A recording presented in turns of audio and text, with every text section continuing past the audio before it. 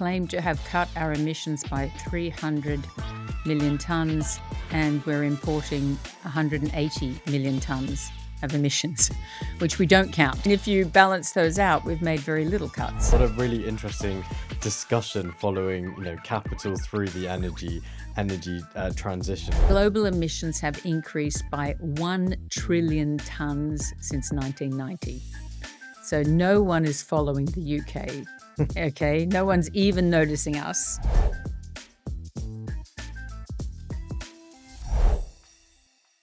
I'm Dipesh Patel, editor at Trade Treasury Payments. Despite all the talk about electricity and renewables, almost 80% of the UK's energy consumption comes from coal, oil, and gas. In fact, gas alone is 40% of total UK energy consumption. Today, I'm delighted to be joined by Catherine McBride, CEO of the Great British Business Council, to discuss her recently launched paper, Premeditated Industrial Destruction. Catherine, welcome to TTP Studios. Thank you very much for having me. It's great to be here. Such a pleasure. You argue, Catherine, that UK energy policy is driving deindustrialization. So where are those supply shifts actually moving, and who is financing that shift? Well, some of them are being financed by the UK companies themselves, and not just UK companies. A lot of European companies have also, they now manufacture all around the world, which does reduce their transport costs, and it's got a lot of benefits to it. But one of the reasons they're going is we've made the cost of production here very expensive. I wrote this book based on statistics that were before the recent increase in wages. So I'm not actually talking about the wage costs, but we have now also got the employment bill, which is giving new rights to employed people, as well as higher minimum wages, which is adding to it. But the big cost started in 2005 when we started adding a cost on our carbon emissions. And while that sounds like a good idea, most of our trade partners did not have the same costs added to their carbon emissions. So Europe kind of started its own deindustrialization. It suddenly became much cheaper to import goods made from Asia, not just because of the wage differential, but also because you didn't have to pay for the carbon emissions. Now, a lot of companies, especially in China, they're doing they're making their own goods. It's not just European countries operating out of China or India or Vietnam or Bangladesh or many, many countries. This is not, I don't want to point the finger at China. Even Japan didn't have any costs on its carbon when we first started doing that. Now, rather incredibly, the EU and the UK are talking about putting what they call a carbon border adjustment mechanism on imported goods to equalize the carbon costs between the carbon costs in the UK or Europe and the carbon costs in other countries. But that's a bit late. They're doing this 20 years too late. They should have done it when they introduced the carbon costs themselves. They should have happened at the same time if they were going to do it at all, because then you not so much protect European industries, but at least they're on the same ballpark. You're not letting people just move their chemical factory to some other country. So they sort of blew it there. But the essence of the paper is there's a lot of industries that really rely on oil and gas. Gas is, as said in the paper, it's about 40% of our total energy mix, and that we're still using it primarily to heat homes. And they've realized that we just don't have enough electricity to turn all the homes onto electric heating, which was the idea at one stage. And now everyone's realized that modern life consumes more and more energy, not less and less. And so we're going to have to start choosing whether we want to have things like data centers and AI operating in the UK, or if we want to start converting all of our cars, which mainly use petrol and diesel, and all of our houses onto electricity, which is much more expensive because of the taxes we put on it. Our production of electricity is not more expensive than European countries, but our industrial electricity is lumped with all sorts of taxes that often subsidize domestic electricity. Our politicians made a choice that, people, domestic ratepayers, they vote, and companies don't get a vote. So they pushed all of the costs onto the companies without realizing what a difference this would make between the cost of production in the UK and the cost of production in, say, Germany or France. There is a very helpful graph in the paper, just with in the section on steel, talking about the various costs of producing steel with electricity, because rather insanely, we've decided to move pretty much all of our steel making onto electric arc furnaces. And this is quite old technology. They had this in Australia when I was studying economics. The first electric arc furnace arrived. This is the 80s. So the idea that this is somehow new, it's not new. It's been around for a long time. The reason the UK never did it is its electricity costs were too expensive. They are still too expensive. So this is not going to work. It's only going to, in fact, there's already one electric arc furnace which has gone out of business. The only one that's surviving is just doing rebarb for construction work. So it's recycling steel, which is a great idea. All metal should be recycled, all as much as possible. But with making rebarb, you don't have to purify it at all, really. Rebarb it's pretty basic stuff. And the other one has a contract with the Ministry of Defence. So they have a definite market for the stuff they're producing. So they're less concerned about the electricity costs. But the commercial one, Liberty, that went out of business. And I suspect the people at Tata, when they look at the costs of converting Port Talbot into an electric arc furnace, are going to do the same numbers and come up with the same result and go, well, that makes no sense. Would you say banks and investors are effectively arbitraging energy policy, i.e., funding production in cheaper jurisdictions instead of the UK? And what would you say, to what extent is the UK actually reducing emissions versus simply importing them through global trade flows? Well, there's a fantastic chart in the paper as well that we claim to have cut our emissions by 300 million tonnes, and we're importing 180 million tonnes of emissions, which we don't count.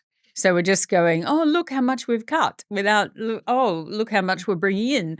And if you balance those out, we've made very little cuts. Our biggest reduction in carbon emissions came when we converted our electricity production from coal to gas. And that happened because it was economically viable to do that. There was no rules. It mainly happened in the 90s.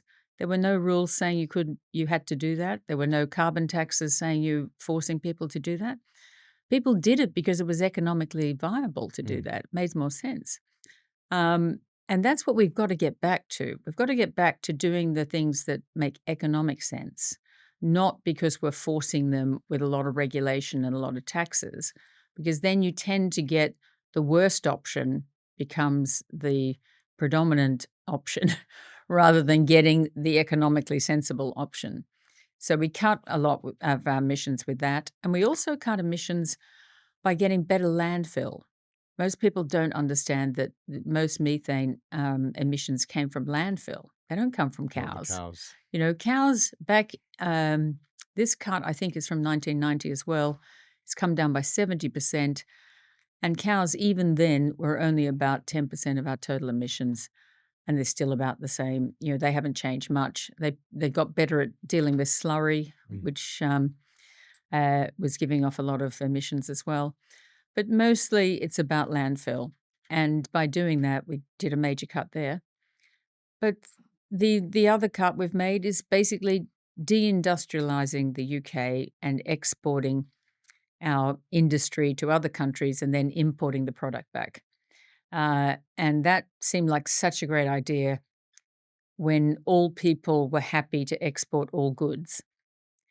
That's all changing now because a lot of countries which is very good. I'm very pleased about this, but a lot of countries are developing and their own population are going, well, hang on a second, we'll buy those cars or we'll buy those washing machines or we'll have that stuff. So they don't need to export everything. So countries that set up their entire economy around Mm. exports, and you look at sort of South Korea as a fantastic example of that. There's a point where they become wealthier and they start buying their own goods. And, Japan did the same thing, obviously a long time ago, but it's also become a big consumer of its own goods as well as an exporter, where when after the Second World War, it was all about exports and they had very tight currency controls. South Korea had exceptionally tight currency controls right through, I think, till the 90s. It was quite, just to get that industry going. And I predict that, the same thing could happen to Vietnam and Mm. Bangladesh and a whole lot of countries that we're just assuming they're always going to keep supplying us with stuff. And you're going, well, there's going to be a point when they start supplying themselves instead, Mm. or they find another, country that can pay more. That's happened to a lot of those Southeast Asian producers. Is China's now one of their big markets, and so Europe in general may find that life changes, because there is an assumption in all economic trade theory, Yeah. and I was a flag waver for this for a long time, uh, that all things are always available. And the caveat to that no one mentions is at a price. So all things are always available, but at a price, and be prepared to pay for it. Um, and we may discover that isn't the case when suddenly, say, we rely on imported gas. Now, we mainly get gas from Norway. About 75% of the gas we import comes from Norway, and it's gas because we have a pipeline from it. But about 20% of the gas is coming from the US, and that's liquid natural gas. Mhm. And the rest is coming from countries like Qatar, was about 2%, and we got gas from Peru. We were getting gas from all sorts of other countries, which intrigues me that they've all got A, gas, and B, a plant to convert it to liquid natural gas. Mm. And the UK, despite having a huge amount of gas under the North Sea, does not have a plant to convert its gas to liquid natural gas. So when people start saying, oh, it's no point in getting more gas, we'll just sell it to the highest bidder, I would like to know how they're going to get the gas there, because it comes in a pipeline first to the UK, and what we don't use, we'll sell some to Ireland, and some will go to Denmark and to the Netherlands. But they're only pipelines, really. And if it goes on from the Netherlands, it can do that. It can go on to Germany. But uh, it's a fungible sort of thing. It's not necessarily ours because Norwegian gas comes in and the UK acts as a land bridge. So Norwegian gas will come to the UK and then it could end up in Ireland or the Netherlands. And because they're both out of the North Sea, I think it'd be very hard to pick the difference between them. There are other gases from around the world that have very big, different compositions, so that they have a lot more other products in with the methane. Mm. Natural gas is mainly methane, but they also have ethane and pentane and butane and other tanes in them. So they have to sort of either purify them to turn them into liquid natural gas to get them to different countries so you can probably tell the difference if it's coming in from LNG. But recently, with the war in Iran and Iran firing missiles into Qatar, which seemed like a crazy idea because I've always felt that Qatar was kind of on Iran's side, or at Mm. least a bit friendly towards Iran. But by doing that, so they obviously weren't trying to hurt Qatar so much as hurt the world that uses Qatari liquid natural gas. Um, which is also strange because one of the big users of that are the Asian countries, including China, which I also thought was meant to be a friend of Hmm. Iran. So, and Pakistan and India and countries that you'd think they'd want to keep on side, but they seem to not be interested in keeping them on side either. So it's a bit of a a Hail Mary, and then they also upset the Bahraini production refineries. So a lot of refined oil coming out of the Gulf has also disappeared. And unless other countries are able to pick up their production, Mm. there's going to be a major shortage of oil and gas, and people are going to have to pay a lot more for it. Well, Catherine, and it's really interesting looking at, energy through the lens of that trade Mm, theory of, I think, comparative yeah. advantage. What would you say rising energy import dependence, e.g., Yeah. here in the UK, means for trade and trade risk? Well, it's very obviously you have a balance of trade, and so one of the reasons we export goods is to help us pay for goods we're importing, and that seems to have gone out the window recently. The UK has run a trade deficit for many many years, and though we do sell a lot of services which Mm, help, we don't sell enough services to make up for the goods trade deficit, and some of the trade problems we've got. Um, have will have a knock-on effect in other industries. For instance, one of the we gas is used to make ammonia, and ammonia is used to make fertilizer. mhm, The UK used to do that we had two fertilizer plants. One of them closed in 2022 when the gas price went up, and the other one now only uses imported ammonia. Now that's all well and good when you can import ammonia, but without that imported ammonia, they can't produce fertilizers. And if you can't produce fertilizers, then that will be a problem for farmers growing crops. It's the same, we have a shortage of diesel here because our refineries have concentrated on other products, and most of the diesel in Europe is made in Rotterdam because um, there's more refineries in yeah. Rotterdam than there are in the UK. The whole of the UK, one city in the Netherlands has a bigger refinery capacity. And because there's a greater demand for diesel in Europe, they have always concentrated on making diesel. And we've got to hope they're going to keep selling it to us, which they probably will. But there are other countries around the world who are going to have similar problems. Australia and New Zealand are two obvious choices where they rely on imported diesel and probably imported fertilizer. And they are feeding a large proportion of the Asian continent now. Um, and that's worked out really well. They have the space and capacity to make a lot of food, and Asia is making a lot of industrial goods that they sell back to them. So that trade was really a good trade until suddenly there's a shortage of oil, which is going to make it harder for them to produce the food they need. And in the need to sell, rather Mm, not that they need mm, for themselves, but that they were supplying Asia with. And you'll find that in the UK, our farmers are probably okay this season because they will have ordered their fertilizer and taken delivery of it before now. In fact, most of them have already planted and so they're okay. But it will hit their next season.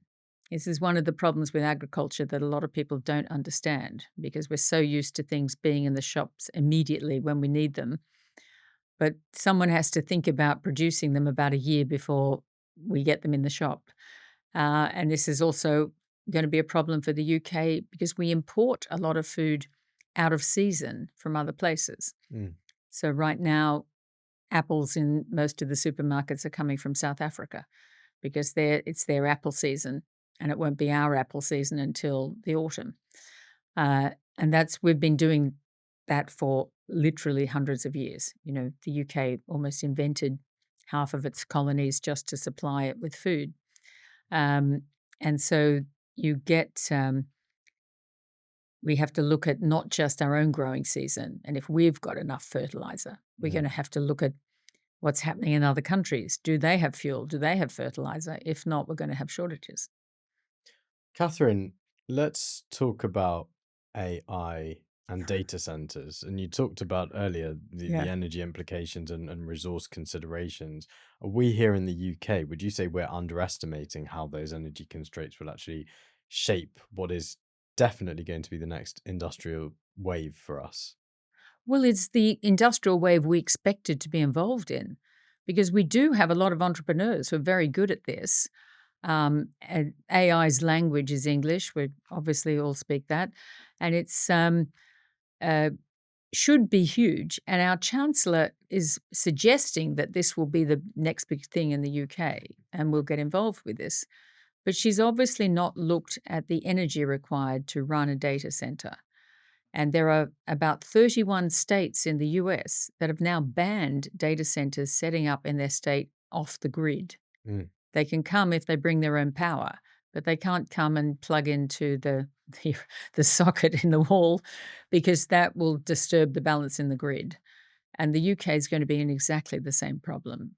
We're already in danger of having blackouts, especially this summer, because we're relying so heavily on renewables that are intermittent. Can be very strong, they can be very weak. The sun, as we all know, the British summer is not something you can rely on.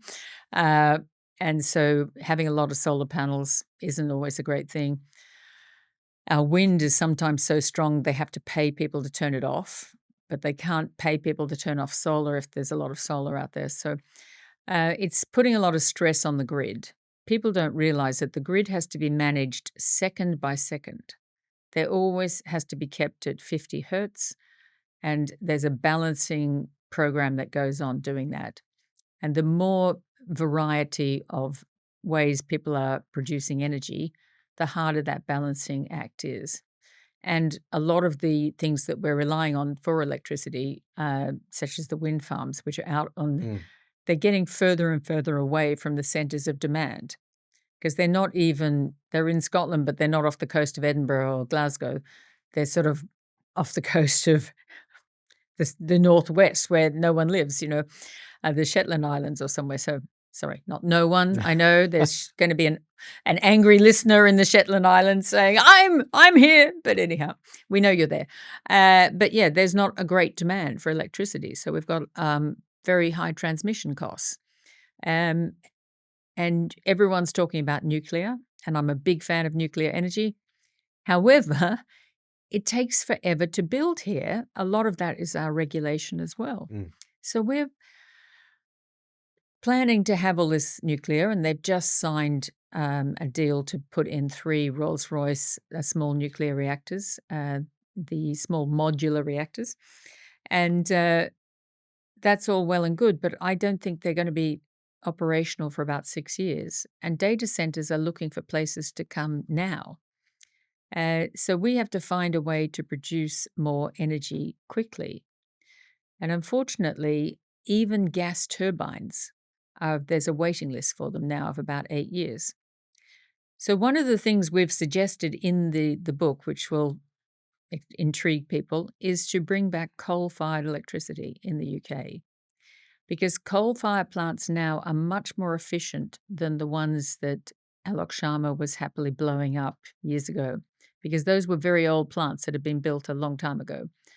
Now they are much more efficient. The Chinese are building one within 2 years. It's I think 18 months to put up a coal-fired power station. They put up 78 last year, and they use it as a backup to their wind power, because coal is also quite quick to get going and turn it up and down, so that they are doing that, and we should consider that as well. In fact, the Chinese have done quite a large coal-fired power station that not only cleans out all of the NOx and the SOx and the pollutants that are real pollutants, but they're also collecting the carbon dioxide that comes off the plant so that they can use that in other things, because that's something the UK actually currently has a shortage of carbon dioxide. Mhm. So you sit there going, well, surely it's not beyond the capability of the engineers in the UK to work out how to do this and do it quickly, because that is the key element. We still have huge amounts of thermal coal. We still had a working thermal coal mine until 2 years ago, when it was closed because its license expired, Mhm. not because it was uneconomic. And it employed about 180 people in a small town in Wales. It was their sort of anchor employment. And we have one other working coal mine which produces anthracite. And anthracite is a very dense, high-carbon coal, which is used to make graphene and graphite and things that are important in the battery technology. So that's really good coal, if you like. Mm. Everyone sort of lumps coal into one basket, but it goes from very poor quality coal, which is what they're using in Germany, and which is lignite, and it's only got about 3% carbon, 30% carbon rather, and it burns badly, produces a low amount of energy, and it really shouldn't be used. Now we could sell Germany our high quality thermal coal, which would be much better for the planet in general if we could just get over this aversion we have to hydrocarbons and start going, no, actually, they weren't the problem. The old factory might have been the problem. The chimney might have been the problem. The fact that we weren't collecting the gas that was coming off, we were just letting Mm. it go wherever we like. Mm. Um, we haven't looked at ways of making a more efficient production method as we did with cars. You know, the pollution that comes out of the back of a car, the tailpipe of a car, has gone down by 80% since the 1980s. And that mainly happened without regulation. It happened because the price of petrol went up and everyone wanted more efficient cars, and they got much more efficient.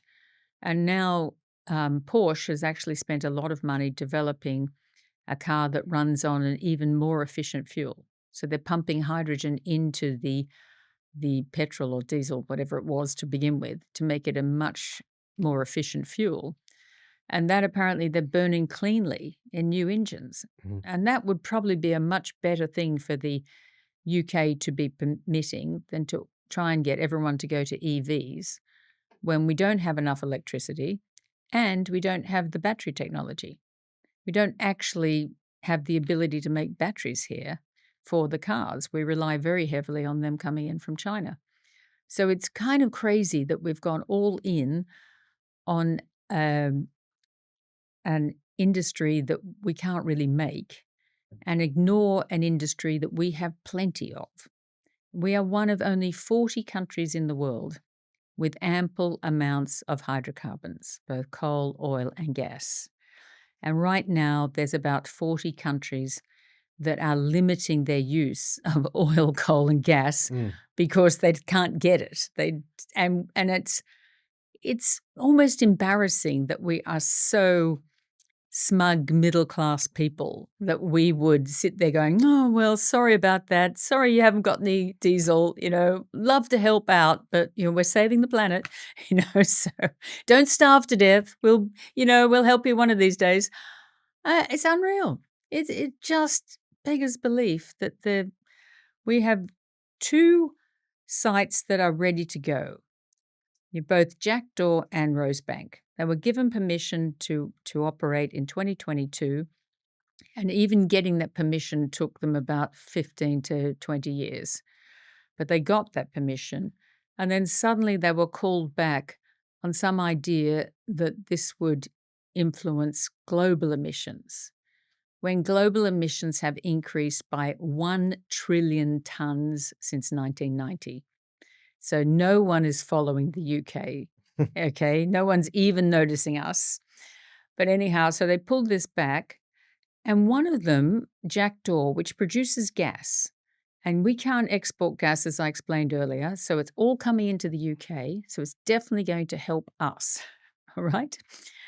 And it's all the structural stuff is done. They have drilled the well. They have done the tie back to another Shell station, which is not far away, so that they can. They've done that. Mm. They've built the big platform base that they need to over the well. So everything's ready to go, but they still think it should be up and running in 3 months. But instead it may take longer because they might have to, even if Ed Miliband says, yes, that's okay, and he gives it support, it will have to go back through the approval process again, which is madness. It's like they've been through the approval process at least twice, maybe 3 times already. And suddenly this triggers another approval process, which gives the activists who just want us all to live on, I don't know, go back and live in caves, I suppose, they will have another go at trying to close these things down. And it just doesn't make any sense to me. The world needs oil and gas. We've got oil and gas. We should sell it to them. Well, the gas, we can't sell it to them till we build a plant, but no one will build a big LNG plant here. They cost, it'll cost them at least 6 billion US, maybe 10. Um, because if the government is intent on closing this industry down, no one's going to make that investment. Where Norway has every intention of keeping their industry going, so they have made that investment. They have built an LNG plant. And they are still producing oil and gas, which they sell everywhere, including, I knew they sold us 75% of the gas that we import, and we import about half of the gas we use. What I didn't know is they're also supplying us with 40% of the crude oil we're refining in our refineries. So when people say, oh, if we export, if we produce more oil, it'll just be exported. Well, it's being exported to Rotterdam, as I explained, where both BP and Shell have big refineries there, really big, much bigger than any of the refineries in the UK. And both BP and Shell will then export it back into the UK to, go in their petrol stations. But that's considered an export by the activists. So, Yeah. but meanwhile, where the other refineries are importing oil from Norway, so they're still using North Sea oil. It's just not UK North Sea oil. It's Norwegian North Sea oil. Uh, sorry. No, Yeah, no. I'll Well, let you get a word in edgeways. thank you very much. And look, Yeah, what a really interesting discussion following, capital through the energy transition. And you can read our readers can read the report Premeditated Industrial Destruction, which is yeah, available now, and we'll share the link. And we've discussed, energy import dependence. We've discussed the resources required for AI and data centers.